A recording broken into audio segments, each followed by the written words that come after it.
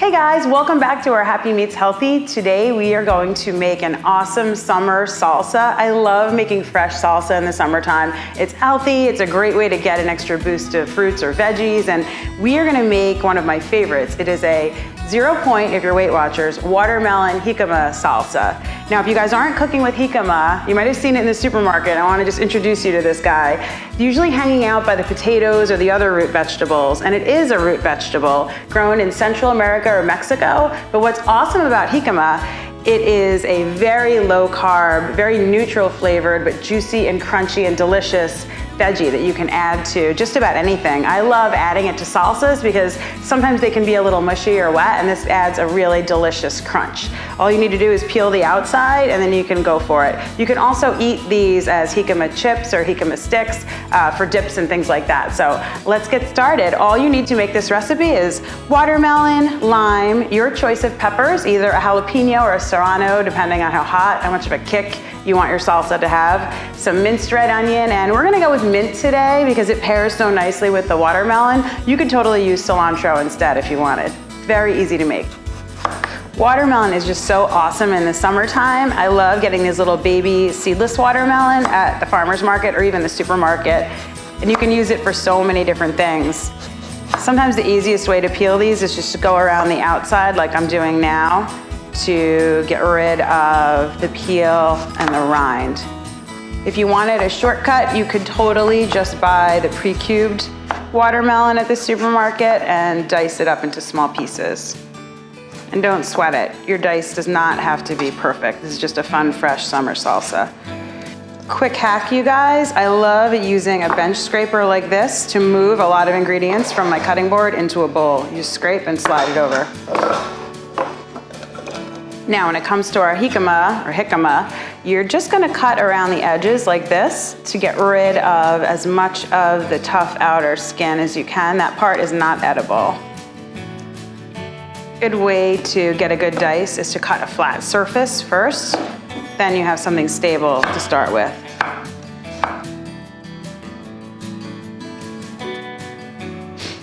You don't have to use red onion, but I like it because it adds a really pretty color to your salsa.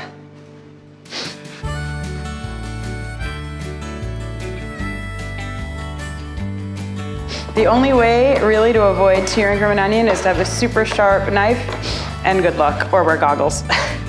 None of those other old wives' tales have ever worked for me. If anybody has any ideas that work for them, put it in the comments for me. Now, when it comes to adding kick to your salsa, jalapenos give like a mild kick and a little bit of a green pepper flavor to it. Serranos, in general, the smaller the pepper, the hotter it is. Serranos are gonna give it much more of a kick.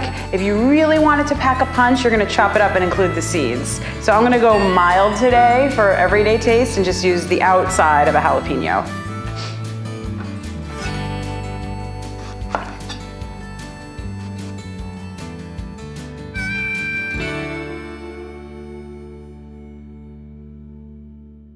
Fresh mint is an awesome one to grow in your backyard.